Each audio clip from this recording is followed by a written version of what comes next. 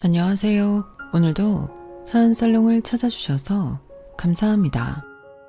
저는 결혼 4년 차고 벌써 30대 중반이 되었어요.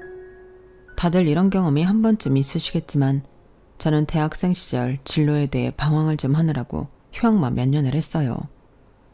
그러다 뒤늦게 하고 싶은 일이 생겨 정신을 차리고 목표를 잡아 스펙을 쌓기 시작했죠. 그 일환으로 참가한 봉사활동 동아리에서 지금의 남편을 만나 3년간의 연애 끝에 결혼까지 하게 되었어요. 처음 봉사활동을 갔을 때만 해도 거기서 사람을 사귈 목적은 조금도 없었고 열심히 봉사나 나와야겠다는 생각으로 갔었는데 여기서 제 평생의 인연을 찾을 줄이야. 이래서 사람의 일은 한치 앞도 모른다고 하나 봐요. 그때 봉사활동 동아리를 가입해서 천만다행이라는 생각이 들 정도로 거의 모든 면에서 잘 맞았어요. 종교, 가치관, 취향과 입맛까지. 정말 이 사람이 아니었다면 제가 어떻게 연애를 하고 결혼까지 했을까 싶을 정도로 잘 맞았죠. 제 인생을 돌아봤을 때 가장 후회했던 시간이 휴학을 오래하며 방황했던 시기인데 그 시기마저 남편을 만나기 위해 뜸을 들였던 시간이라면 용서가 될 정도로 저에겐 참 좋은 사람을 만났어요. 그래서 연애하는 3년 내내 정말 편안하고 안정적인 연애를 했고 남편에게 프로포즈를 받았을 때는 앞으로의 미래가 마냥 분홍빛으로만 보였을 정도로 행복했어요. 오죽하면 신부들이 눈물 한 방울 정도는 찔끔한다는 결혼식장에서도 저는 눈물 한 방울 고이지 않았네요. 남편과 함께하는 인생이 너무 기대가 되어서요. 물론 저희 부모님께는 살짝 죄송한 일이지만요.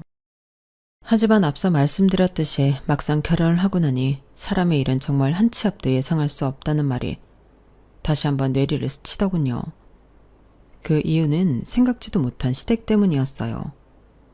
보통 대한민국의 여자들이라면 미디어에서 반복된, 학습된 시댁의 이미지나 어머니, 할머니들이 젊은 시절에 당한 시집살이 이야기 등등으로 결혼할 때 시댁부터 경계하는 게 당연하겠지만 제가 그걸 미처 생각하지 못했던 이유는 시어머니께서 절 굉장히 예뻐하셨기 때문이었어요. 3년이라는 기간이 장기 연애하신 분들 기준으로 짧게 느껴지실 수 있겠지만 저희는 양쪽 집안이 처음부터 서로 교제 사실을 밝히고 만났기 때문에 결혼 준비 훨씬 전부터 우연이라도 양가 부모님을 만날 기회가 가끔 있었거든요. 아직도 저는 당시 그저 남자친구의 어머니였을 뿐이었던 시어머니와의 첫 만남을 잊지 못해요. 우리 호윤이가 여자친구 보여준 건 처음인데 왜 그런지 알 것 같네. 참말로 참하고 예쁘게 생겼네. 성격도 밝아 보이고 예의도 바르고. 감사합니다 어머님. 감사하긴 있는 그대로 말하는 건데 내가 이래 보여도 엄청 까다로운 사람인데 이런 내 눈에도 마음에 쏙 들 만큼 사람이 참 괜찮아 보이는구나. 너 같은 애가 우리 아들이랑 결혼해준다면 참 좋을 텐데. 예쁘게 사귀어서 꼭 그럴 수 있도록 노력할게요. 말도 참 예쁘게 하네. 네가 우리 집 며느리로 들어오면 내가 발 쭉 뻗고 잘 잘 수 있겠다. 잘해줄 테니까 우리 집에 시집 와. 3년이라는 기간 동안 시어머니를 뵌 건 적어도 서너 번은 됐어요. 그 중에 한 번은 어머님께서 잠깐 자궁수술로 입원을 하신 적이 있었는데 그때는 남자친구가 출장을 갔던 기간이랑 겹쳐서 병문안을 가서 단 둘이서만 뵌 적도 있었죠. 어머님은 제게 크게 감동하셨고 요즘 같은 세상에 이런 애가 없다며 뭐든 다 해줄 테니 빈손으로 시집만 와라 노래를 부르셨어요. 남자친구와도 다시 못 만날 만큼 사이가 좋은 와중에 결혼한다면 시어머니가 되실 분까지 저렇게나 저를 예뻐라 해주시니 제가 결혼에 대해 걱정할 일 따윈 전혀 없었어요. 남편에게는 여동생이 하나 있었는데 시어머니 되실 분이 하도 저를 좋아해 주시니 혹시나 시누이 쪽에 문제가 생기는 건 아닐까 싶었는데 시누이 역시 성격이 유쾌하고 털털해서 몇 번 만나보니 성격적으로 크게 부딪힐 일은 없어 보였죠. 그렇게 아무 걱정 없던 결혼식이 끝난 뒤 처음으로 이상하게 생각했던 것은 결혼식이 끝난 자리에서였어요. 대부분 그렇겠지만 저희도 결혼식이 끝나고 뒷정리를 한 뒤 바로 저녁에 비행기를 타고 신혼여행을 떠나는 일정이었거든요. 곧 떠날 여행에 행복해하고 있었는데 갑자기 시어머니께서 저희 부모님 몰래 저를 한쪽 벽으로 데리고 가시더니 손에 뭔가를 쥐어주시더라고요. 아가, 이거 여행 갈 때 꼭 챙겨가라. 도대체 뭐길래 저희 가족 눈을 피해서 몰래 챙겨주시나 싶어보니 시뻘건 부적이더라고요. 결혼식 당일에 볼 거라곤 생각도 못했던 물건이라 너무 놀라서 떨어뜨릴 뻔했어요. 어머, 어머님, 이게 뭐예요? 갑자기 웬 부적이에요? 너희 허니문 베이비인가 뭔가 그거 가지라고. 내가 용하다는 무당집에 가서 직접 싸왔다. 거기가 대기가 엄청 긴데 하마터면 니네 신혼여행 가기 전에 못 받을 뻔했지 뭐니. 취소된 예약이 있어서 겨우 갔다 왔잖아. 그 부적 비싼 거니까 거의 펴서 밤에 관계하기 전에 베개 밑에 둬라. 알았지? 어머님 너무 감사하지만요. 저희 그렇게 빨리 아기를 가질 생각은 없었거든요. 이 부적은 제가 잘 보관했다가 저희 계획 생기면 그때 잘 쓸게요. 그래도 신경 써주셔서 감사해요. 야, 무슨 말을 하는 거니? 부적에도 유통기한이 있다는 건 몰라?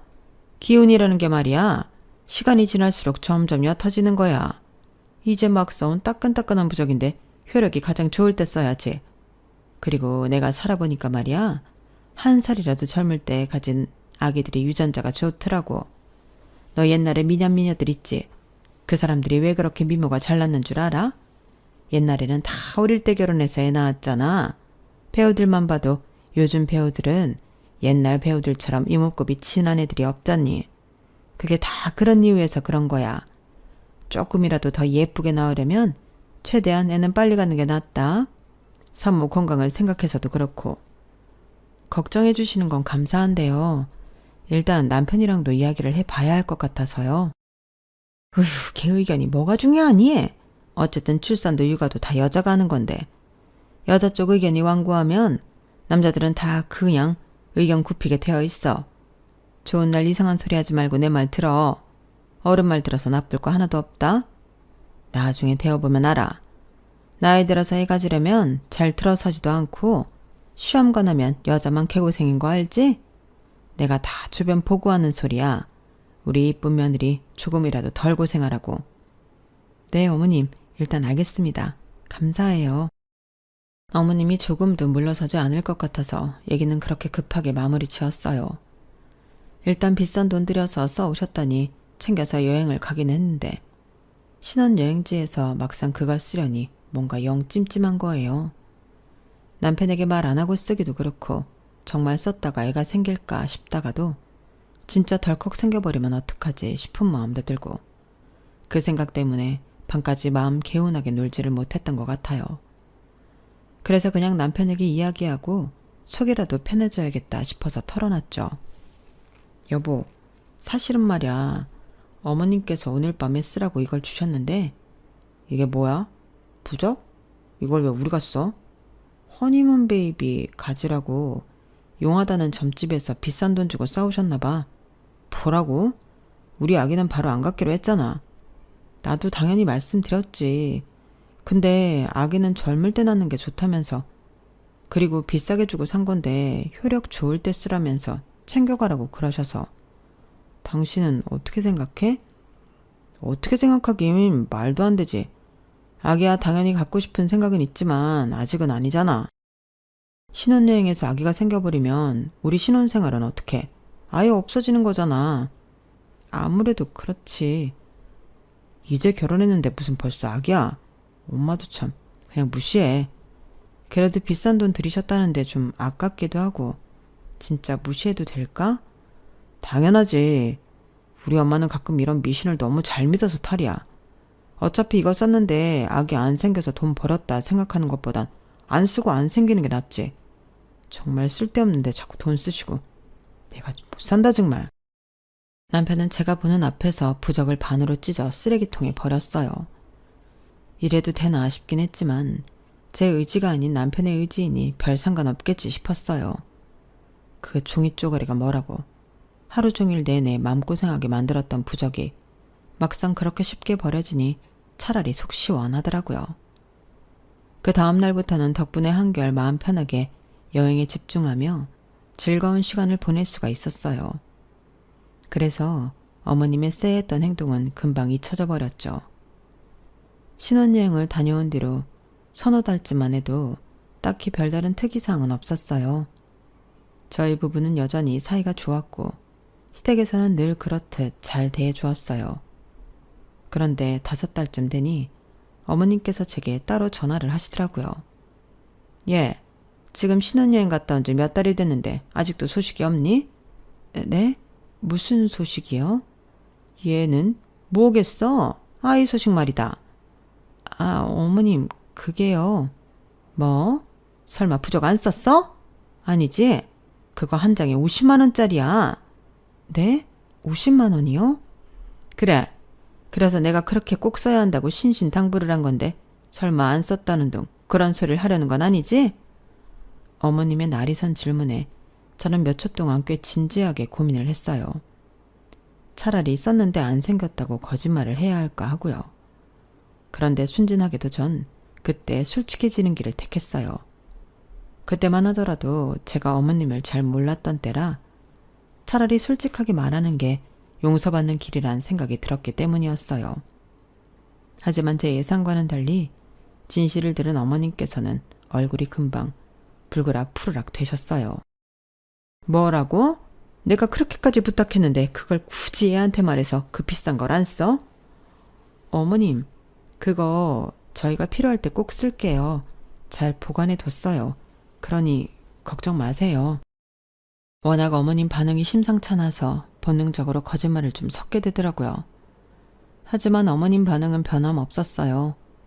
뭐가 그렇게까지 분하신 건지 숨까지 몰아쉬면서 저를 노려보시더라고요. 그때부터 저는 뭔가 이 결혼이 곧 아플 수도 있겠다는 예감을 하게 됐죠. 제 예감이 틀렸으면 했지만 아쉽게도 불길한 예감은 역시 틀리지 않더라고요. 시댁에서 저희 집까지 차를 타고 30분이면 다녀올 수 있는 거리인데 하루는 어머님께서 연락도 없이 찾아오신 적이 있었어요. 그날은 평일 낮이라 남편은 회사에 출근하고 저 혼자 집에 있었거든요. 일부러 저 혼자 있을 때 찾아오신 것 같아서 그것도 충분히 당황스러운데 어머님 손에 웬 처음 보는 낯선 아이의 손이 들려 있었어요. 아이는 4~5살로 보이는 여자애였어요. 그땐 시누이도 결혼을 안 한 상태여서 정말 어디서 애를 데려왔나? 이 생각밖에 안 들고 머릿속이 하얘졌죠. 어머님, 연락이라도 주고 오시지 그러셨어요. 무슨 일이세요?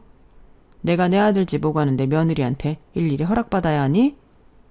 그런 뜻이 아니라요. 그런데 그 애는 누구예요?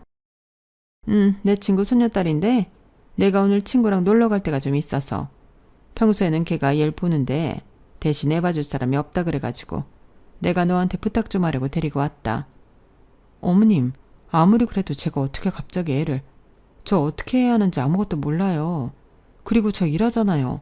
아이를 볼 틈이 없어요. 저는 재택을 하는 프리랜서인데 업무 특성상 급하게 영상통화로 회의가 잡힐 때도 있었고 채팅으로 실시간 소통을 해가며 일을 하고 있었기 때문에 재택일지라도 굉장히 정신없이 일을 했어요. 그런데 그 와중에 집에서 일한다는 이유로 남의 집 아이를 제게 맡긴다는 게 너무 어이가 없었어. 얘 좀 봐라. 회사도 안 나가고 집에서 편하게 일하는 주제에 무슨 일 한다고 애를 못 본다고 유세니? 너 어차피 네 애 낳으면 일하면서 애 돌볼 거잖아. 아니야? 그건 제 아이니까 몸 갈아가면서 하는 거죠. 애는 아무리 어머님 지인 손녀라지만 어머님 지인을 제가 뵌 적도 없고 솔직히 말씀드리면 제 지인도 아니고요. 왜 제가 제일 방해받아가며 이 아이를 봐줘야 하는지 모르겠어요. 저 일하느라 끼니거릴 때도 많아서 애 밥도 못 챙겨줘요, 어머님. 그냥 친구분이랑 아이를 데리고 다녀오시던지 방법을 찾으셔야 할 것 같아요. 저는 오늘 회의도 있어서 아이는 정말 못 돌볼 것 같아요. 죄송해요. 나름대로 딱 잘라서 거절한다고 생각했는데 어머님은 상식을 벗어나는 행보를 보이셨어요. 야, 너 정말 웃긴다. 내가 괜히 애를 여기까지 데려와서 아끼는 줄 알아? 내가 다 뜻이 있어서 그래. 너도 애를 좀 돌봐봐야 애가 예쁜 것도 알고 얼른 갖고 싶어지지. 나는 네가 결혼 전에는 아이 생각 있다고 해서 옳았구나 했는데 결혼하자마자 이렇게 돌변해버리니 솔직히 내 입장에선 뒤통수 맞은 기분이라고. 어머님, 저랑 남편은 아직도 아이 생각 있어요. 안 낳겠다는 거 아니고요. 조금만 시간을 주세요. 남들은 신혼 때가 가장 즐거웠다면서 추억하고 사는데 저희도 그 시간이 좀 있어야 할 거 아니에요. 아, 됐고. 애 키워보면 달라. 누군 애 없는 신혼이 즐거웠을지라도 나는 우리 아들, 우리 딸 낳고 나서가 더 행복했어. 그거 너도 간접 체험 해봐야 알아. 그러니 애는 두고 가마. 저녁 되기 전엔 올 테니까 걱정 말고. 어머님, 잠깐만요. 어디 가세요, 어머님? 어머님은 아이를 집에 남겨두고 도망치듯 집을 나가셨어요. 정말 말 그대로 버리고 나갔다는 표현이 적절할 정도로요. 솔직히 4~5살이면 말귀도 알아먹을 나이인데 그렇게 강경하게 거절하는 걸 아이도 알 텐데 집에 둘만 남겨지니 좀 미안하게 느껴지더라고요. 하지만 저도 사람인지라 어쩔 수 없었어요. 저렇게 경우 없이 구는 시어머니를 누가 내내 하고 받들까요? 하지만 이런 짓까지 하실 줄은 몰랐는데 어머님은 생각보다 더 고집도 세고 말이 안 통하는 분이었던 거죠. 그날은 저도 일을 해야 하는 어쩔 수 없이 애한테 유아교육용 애니메이션을 틀어주고 밥 먹을 때가 되어서는 간단하게 집에 있던 햇반과 참치 통조림을 꺼내 밥을 먹이려고 했어요. 아이다 보니 저도 건강하게 먹이고 싶었지만 평소 남편과는 둘 다 일에 치여 사먹는 일이 잦아 딱히 차려줄 게 없더라고요. 그렇게라도 끼니를 챙겨주려고 했는데 아이가 입맛도 까다롭고 입이 짧은 아이인지 몇 숟갈 먹더니 안 먹으려고 하더라고요. 가뜩이나 점심 먹고 할 일도 쌓여 있는데 아이가 밥을 안 먹겠다고 씨름을 하니 금방 피로해지고 지쳤어요.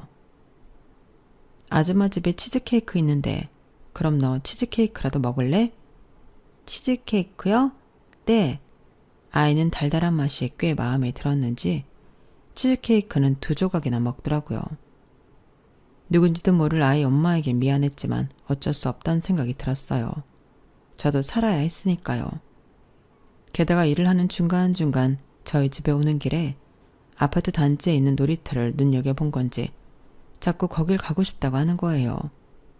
이런저런 핑계를 대며 거긴 못 간다고 해도 아이가 납득을 전혀 못해서 물었던 걸 또 묻고 하는데 정말 돌아버리는 줄 알았어요. 갑자기 왜 저에게 이런 시련을 주시는 건지 이해가 안 됐어요. 그날 저녁 남편이 어머님보다 일찍 도착해 아이를 마주하고 나서 집에는 싸늘한 바람이 한바탕 불었어요. 엄마, 일하는 사람한테 이게 뭐 하는 짓이에요? 도무지 이 사람에 대한 존중이 없으세요? 어차피 너희 애 가지면 애 보면서 일할 텐데 어떨지 예행 연습하라는 거지. 남의 애로 연습해보면 더 좋잖아. 뭐라고요? 어떻게 그런 말씀을 하세요? 시어머님의 막말을 듣고 아이가 상처받을까봐 저는 아이를 데리고 거실에서 가장 떨어진 방에 들어가서 음악을 틀었어요. 보나마나 어머님 성격에 아무 말을 나오는 대로 한참 더 하실 것 같았거든요. 저희 남편이 하도 시어머니께 화를 내니 아이는 남편도 무서워했어요. 아이도 우리 집에 맡겨주고 싶어서 맡겨진 게 아니었을 텐데 그러게 왜 아무도 원치 않는 행동을 해서 여러 사람을 고통스럽게 만드나 너무 원망스럽더라고요. 게다가 어머님의 의도와는 반대로 저는 그날 이후 하루 종일 아이를 신경 쓰면서 일하다 보니 정말 노이로제에 걸린 것 같았어요. 신혼을 1년 정도만 즐기고 바로 아이를 가질 계획이었지만 벌써 신혼이 반년쯤 된 지나간 상태에서 제가 몇 개월 뒤에 바로 아이를 갖고 육아를 하며 아이를 키운다 생각하니 자신이 없어지더라고요. 워킹맘들이 늘 대단하고는 생각했지만 단 하루만 경험했는데도 진이 빠지고 다음 날까지 피로가 안 풀렸어요. 오히려 출산과 멀어진 기분이 들었죠. 그래도 남편이 노발대발한 효과가 있었는지 그 뒤로 어머님은 한동안 잠잠했어요. 어느 날 갑자기 어머님이 또 찾아와서 아이를 맡길까봐 불안해했었는데 남편 말로는 정 맡겨야 하는 일이 생기면 본인이 있을 때 맡기라고 했다고 하더라고요. 시간이 흘러 5월이 되고 가정의 달이라 중간중간 휴무가 많이 껴있을 때 저희는 하루 날을 잡아서 데이트를 하기로 했어요. 평소에는 평일에 둘 다 일을 열심히 하다 보니 주말에는 집에서 쉬기 바빴는데 시간적 여유가 생기니 오랜만에 둘이 나가서 시간을 보내고 싶은 마음이 들더라고요. 그래서 간만에 아끼던 예쁜 옷도 꺼내 입고 곱게 화장도 했어요. 재택하다 보니 꾸밀 일이 없었는데 오랜만에 꾸미니 연애 초로 돌아간 것 같고 너무 설레더라고요. 그렇게 남편과 집을 나서려는데 현관문을 열자 어두운 복도에 어머님께서 우두커니 서 계셨어요. 엄마, 깜짝이야. 어머님, 여긴 웬일이세요? 뭐?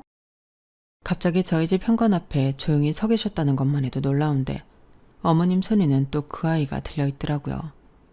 그걸 보자마자 화가 밀려오는데 남편도 마찬가지였는지 언성이 높아졌어요. 연락하고 오시라고 제가 몇 번을 말씀드렸어요. 미안하다. 하지만 나도 급해서 그럴 틈이 없었어. 너희 어디 나가는 길이니? 네, 왜요? 무슨 일 때문에 오신 건데요? 옆에 그 애는 또 뭐고요? 누구인진 잘 알 거고 친구가 급한 일이 생겨 좀 맡아달라는데 얘가 자꾸 키즈 카페인지 뭔가를 가고 싶다는데 그게 뭔지를 알아야 말이지. 너희 나가던 길이면 잘 됐다. 얘 좀 데리고 거기 좀 같이 가주라. 저희 오늘 약속 있어요.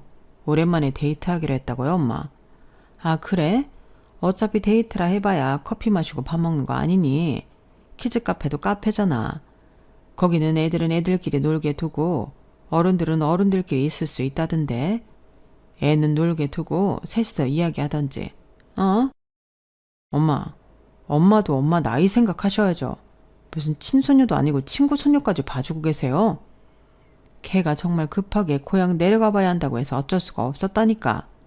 너도 알지? 선우 엄마. 얘가 선우 딸이야. 너는 안 본 지 오래돼서 기억도 안 하겠지만. 남편도 아른 이름이 나오니 마음이 약해졌는지 저에게 양해를 구했어요. 여보, 오는 말 정말 마지막으로 같이 아이 봐드릴까? 남편이 제게 그렇게 묻는 순간 아이와 눈이 마주쳤어요. 그래도 안면이 있는 사이라 그런지 저를 올려다보며 기대에 찬 눈빛을 하는데 차마 외면하기가 힘들더라고요. 알겠어. 오늘은 정말 어쩔 수 없는 경우니까.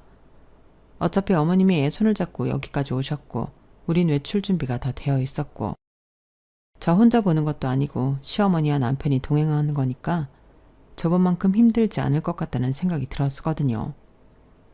봐봐. 데리고 오니까 애가 엄청 좋아하네. 얼굴이 확 폈다 폈어.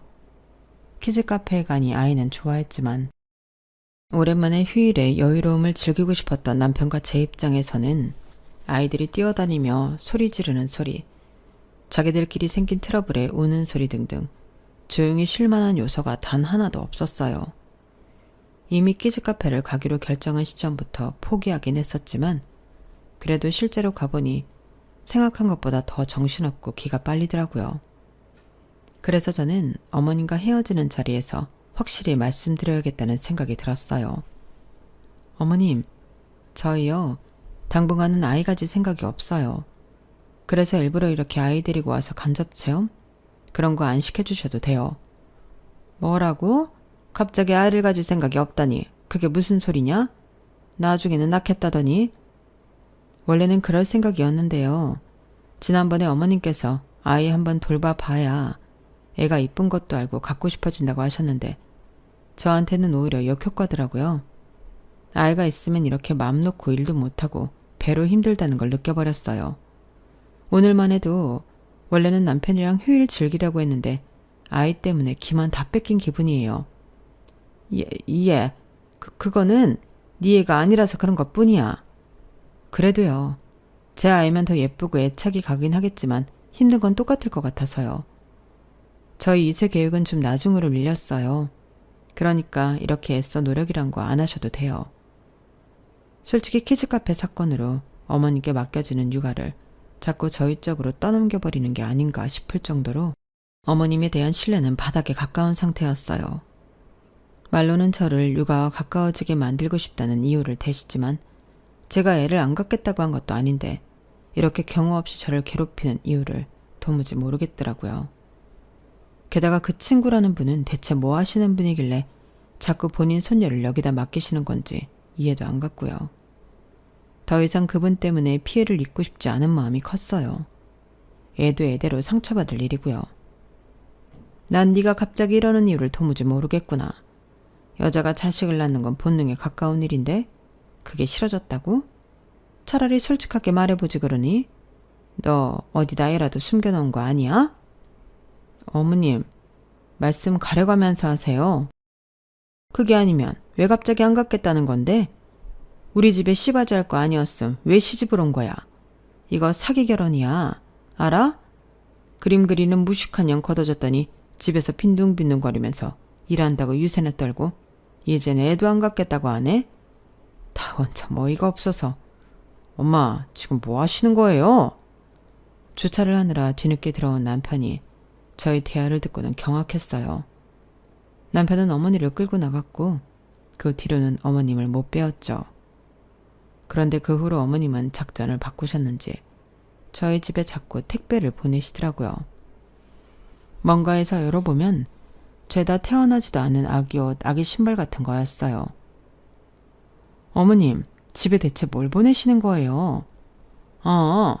아무리 강경하게 나가도 안 되니 이렇게라도 네 맘 돌려보려고 보냈다. 당장 낳으라는 건 아니고 예쁜 게 있길래 보냈어. 나중에 아이 낳으면 쓰렴. 어머님은 그렇게 말씀하시고 태연하게 전화를 끊으셨어요. 정말 하다하다 별의별 방법으로 사람한테 스트레스를 주는구나 싶더라고요. 임신을 했다가도 어머님 때문에 유산을 할 것 같은 지경이었어요. 처음에는 어차피 어머님이 어머님 돈 써서 보내는 건데 무시하자 싶었다가도 정말 무서울 정도로 매주 하나씩 도착하는 택배에 질리겠더라고요. 이미 폭언까지 들으며 싸움 마당에 이걸로 더 싸우고 싶지 않았는데 포장을 열어볼 때마다 저도 뚜껑이 열려서 그냥 뜯지 않은 택배 박스가 집안에 쌓여갔어요. 남편도 이젠 포기했는지 별말 안 하고 있다가 어느 날 결심한 듯 팔자고 이야기를 하더라고요. 그래? 뒀다 쓸까도 싶은데 됐어. 한두 개도 아니고 우리 애가 여자일지 남자일지도 모르는 마당에 이런 선물 뒀다 뭐해? 그때 돼서 필요할 때 다시 사자. 집에 물건만 쌓아놓고 이게 뭐하는 짓이야? 그래, 아무래도 그게 좋겠네. 큰 결심을 하고 택배 온 물품들을 다 뜯어서 한 군데 모아놓고 사진을 찍었어요. 모빌, 딸랑이, 베네저고리, 쪽쪽이 등등 별의별 걸 다 사다 주셨더라고요. 가격을 대충 책정해서 저렴한 가격의 일괄로 중고 마켓에 올려놨어요. 일일이 사진 찍기가 귀찮아서 종류만 기재하고 물품 사진은 안 올렸거든요. 그랬더니 가격이 저렴해서 끌리긴 했는지 거래자가 바로 연락이 오더라고요. 그런데 거래자 프로필 사진에 있는 아이가 어디서 많이 본 듯한 익숙한 아이더라고요. 저희 집에 몇 번 맡겨줬던 그 애였어요. 걔는 이런 걸 쓸 나이가 아닌데 이걸 구하는 걸 보니 혹시 아이 엄마가 둘째를 가졌나 생각이 들었어요. 그래서 자꾸 아이를 할머니께 맡겼나 생각하니 대충 들어맞더라고요. 그래서 모른 척 좀 떠봤죠. 어머, 프로필 사진에 있는 아이는 많이 커 보이는데 둘째를 가지셨나 봐요. 얼마 안 있다 바로 답장이 오더라고요. 나는 아니고 내 며느리가 애를 가졌어요. 내가 나이가 좀 많은데 얼마 전에 아들한테 이거 쓰는 법을 배웠거든. 올려놓은 건 다 새 거죠? 구매하고 싶은데 어떻게 하면 되나? 계좌 이체할 줄 아세요? 모르시면 만나서 현금으로 직접 주셔도 되시고요. 그럼 만나서 줄게요. 며느님 둘째 출산 예정일은 언제세요? 제가 선물로 사진에 나온 거 말고도 물건 더 챙겨드릴게요. 아는 아이의 할머니라고 생각하니 왠지 저도 조금 베풀고 싶어서 말씀드렸더니 너무 좋아하시더라고요. 그때부터 갑자기 묻지도 않은 둘째 손주 얘기를 시작했어요. 애는 이미 태어났고 아들이더라고요. 며느리가 아들을 너무 갖고 싶어 했는데 다행이라면서요. 그 애한테 동생이 생겼다니 저까지 기쁘더라고요. 동생이 생기면 그 아이도 예전만큼 외롭진 않을 것 같다는 생각이 들었거든요. 거래하시는 분은 친할머니라 하셨고 며느님이 임신하신 동안 종종 첫째 손녀딸을 봐주셨다고 하셨어요.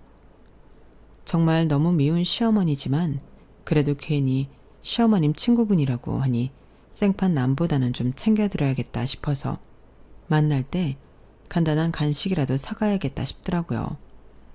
만나서 말씀드릴까 고민도 했지만 시어머니께서 보낸 선물을 되팔았다는 걸 알리고 싶지 않아서 관뒀죠. 만나서 연락이 되어야 하니까 성함이랑 연락처만 주고받을까요? 요즘 중국거래는 채팅으로만 하는데 나이가 있는 분이라 그런지 그런 걸 잘 모르시는 것 같더라고요. 연락처 주시면 제가 도착해서 연락드릴게요. 그래요, 그럼. 그런데 어딘가 묘하게 익숙한 번호더라고요. 임시로 저장하려고 보니 세상에 저희 시어머니 번호였던 거예요. 본인 번호 맞으세요? 본인 번호 아니시면 엇갈릴 수도 있어서요. 맞는데 왜 그래요? 아니요. 그냥 확인차 여쭤봤어요. 곧 뵐게요. 이쯤 되니 직접 제 눈으로 확인해 봐야겠다 싶더라고요. 만약 제 시어머니라면 거짓말이라기엔 너무 유창하고 생생하고 디테일하게 본인 손자들에 대해 이야기하셨으니까요. 채팅을 종료하고 나서 약간 벙찐 듯한 기분이 들더라고요. 그러다 갑자기 어머님께서 전화가 와서 저는 너무 소스라치게 놀랐어요. 예, 너 내가 준 선물들은 잘 보관하고 있니? 네? 네, 어머님. 갑자기 그런 건 왜 찾으세요? 어차피 너 쓰지도 않을 거 도로 내놔라. 어디 선물 줄 때 생겼으니까. 좀 당황스러웠어요. 이미 팔린 물건을 내놓으라니. 그렇다고 팔았다고 사실대로 얘기할 수도 없으니 너무 곤란했죠. 어머님, 근데 불량인 물건이 좀 있어서요. 제가 확인해보고 드릴게요. 전화를 끊고 나니 기분이 묘하더라고요. 저희가 싫어하건 말건 묵묵히 저희 집에 아기 물건을 보내던 어머님이 갑자기 아기 물건을 찾는다는 게 아까 주고받은 채팅이 겹치며 점점 이상하게 느껴졌어요. 남편에게 말하니 제 말이라면 다른 말은 무슨 말이든 다 믿어주고 맞다 해주던 남편이 이번만은 믿지 못하더라고요. 제가 나눈 채팅 내용까지 전부 보여줬는데도요. 그래서 남편을 데리고 나가기로 했어요. 저 멀리서부터 어머님의 실루엣이 보이기 시작하더라고요. 뭐야, 진짜야? 엄마, 왜 여기 계세요? 뭐 좀 사려고 나왔어. 누가 아기용품을 싸게 팔겠다고 해서. 그런데 너희야말로 왜 여기 있니? 아기용품을 왜 사시는데요? 왜 사긴 니네 선물 주려고 사는 거지. 내가 선물 보낸 게 하루 이틀이니? 처음에는 너무 뻔뻔하게 거짓말을 잘 하셔서 하마터면 속아 넘어갈 뻔했어요. 하지만 방금 전에 통화 내용으로 봤을 때 맥락상 말이 안 되는 소리였죠. 어머님, 아까는 저한테 선물 받은 아기용품 다 도로 달라고 하지 않으셨어요? 그렇지. 그래, 내 친구가 손주를 봤는데 그 집 갖다 주려고 그러는 거다. 말이 자꾸 바뀌는 걸 보니 더 이상하더라고요. 남편도 그 포인트에서 더 화가 났는지 저와 한 채팅창을 들이밀며 어머님께 추궁하기 시작했어요. 엄마, 그럼 이 애들은 누구예요? 며느리가 손주들을 가졌다뇨. 엄마한테 며느리가 이 사람밖에 더 있어요? 이건 도대체 다 무슨 소리예요? 그건 그냥 너희가 하도 아이를 안 낳으니까 내가 부러워서 그렇게라도 손도 있는 척 한 거야. 니네도 봤다시피 이 애들은 내 친구 손주들이고 이 여자애는 너희도 봤잖니. 어머님께서 요리조리 잘 빠져나가셨지만 상황을 심각하게 받아들이는 남편 앞에서 그런 일회성 변명은 통하지 않았어요. 엄마, 사실대로 말하세요. 너무 이상하잖아요. 말씀도 계속 바꾸시고 엄마 연세도 많으시고 할아버지도 치매셨는데 이런 식으로 자꾸 중요한 대답은 회피하고 말은 계속 바꾸시면 저는 치매를 의심하고 병원에 모시고 가는 수밖에 없었어요. 너는 무슨 애가 그렇게 말을 해? 치매라니. 나 아직 그럴 나이 아니다. 우리 아버지도 내 나이에 치매 걸리신 게 아니야. 어머님이 하도 잡아떼셔서 그날은 그 정도에서 그쳤어요. 하지만 남편은 계속해서 뭔가 찜찜해 하더라고요. 알고 보니 남편이 어렸을 시절 어머님이 외도를 하시다 아버님께 들킨 적이 있다고 하더라고요. 설마 그때 애가 있었던 건 아니겠지? 에이, 설마. 그럼 어떻게 이때까지 숨기고 사셨겠어? 그래도 뭔가 촉이 쎄해. 알아봐서 나쁠 건 없으니까 미리 알아봐야겠어. 남편은 어머님의 핸드폰을 통해 선우 엄마라고 되어 있는 번호를 찾아내서는 전화를 걸어보더라고요. 이게 누군데? 기억 안 나? 우리가 하루 데리고 있었던 애가 선우 딸이라잖아. 확인해 봐야지. 잠깐의 통화음 끝에 전화가 연결이 되었어요. 안녕하세요, 선우 이모. 저 준서예요. 어머, 우리 준서 오랜만이다. 아니 근데 네가 나한테 직접 연락을 다 하고 웬일이야? 아, 다른 게 아니라요. 엄마한테 전해드렸거든요. 얼마 전에 또 손주가 태어나셨다고요. 제가 첫째 손녀도 태어난 줄 모르고 있다가 엄마가 저번에 저희 집에 데리고 와서 알았는데 인사를 못 드린 게 내내 영 마음에 걸려서요. 둘째 손주 때라도 인사를 제대로 드려야겠다 싶어서 연락드렸어요. 어? 손주? 잠깐 통화 너머로 정적이 흘렀어요. 저기 우리 선우는 아직 결혼도 안 했는데 너 엄마한테 뭔가 잘못 들은 거 아니니? 네? 결혼을 안 했다고요? 그럼 우리 선우가 너 결혼식 때 직접 가지 못했어도 추기는 했잖니. 선우가 결혼을 했으면 너한테 당연히 알렸겠지. 나도 우리 애가 얼른 너처럼 결혼했으면 좋겠는데 갑자기 손주 얘기라니? 얼른 그런 날이 왔으면 좋겠네. 이상하네. 분명 이모네 손주라고 하셨거든요. 뭐? 니네 엄마 뭐 벌써 정신 오락가락 하는 거 아니지? 나 말고 다른 친구 아니겠니? 한번 확인해봐. 네, 아무튼 감사합니다. 건강하게 잘 지내세요. 그래, 고맙다. 너도 결혼 생활 잘하고. 전화를 끊은 후 저희 부부는 말이 없어졌어요. 그렇게 둘러대던 게 거짓말이라는 게 밝혀지니 뭔가 제대로 알아봐야 할 것 같다는 느낌이 들더라고요. 남편은 어머님께 핸드폰 어플을 설치해드린다는 핑계로 핸드폰을 받아와서 컴퓨터에 어머님 메신저 어플을 로그인했어요. 어머님이 주고받는 카톡 중에 낯선 이름이 있길래 클릭해보니 아니나 다를까 이해할 수 없는 이상한 대화들이 있더라고요. 어머님이 그 사람과 주고받은 톡을 좀 올려서 정독하다 보니 곧바로 해답이 나왔어요. 남편의 쎄한 촉대로 몇십 년 전 불륜하던 남자의 아들을 아직까지도 어머님 아들로 생각하고 있는 것 같았어요.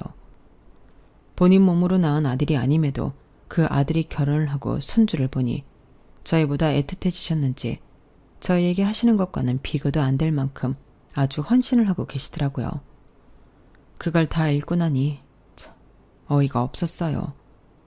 고작 애를 낳아주었다는 이유만으로 본인의 친자식보다 불륜했던 남자의 자식을 위해 희생을 하고 계신다는 사실이 말이에요.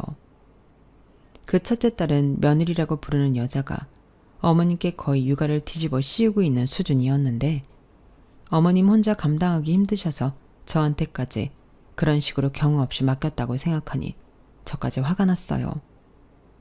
그동안 아이를 낳으라고 수도 없이 닥달했던 어머님의 모습이 떠오르면서 더 화가 났죠. 어머님이 그렇게 꽁꽁 감추시려던 비밀이 밝혀지고 남편은 눈이 뒤집어져서 온 집안을 엎었어요. 시누이마저 뒤늦게 어머님의 진심을 알고 배신감에 치를 떨었죠. 엄마가 어떻게 어렸을 때 우리한테 그렇게 상처를 주시고도 또 이러실 수가 있어요? 이제 아빠 돌아가셨다고 그쪽 가족 막 만나고 가족처럼 그러도 되는 줄 아셨어요? 그 아들이 그렇게 좋으시면 그 집 가서 사세요.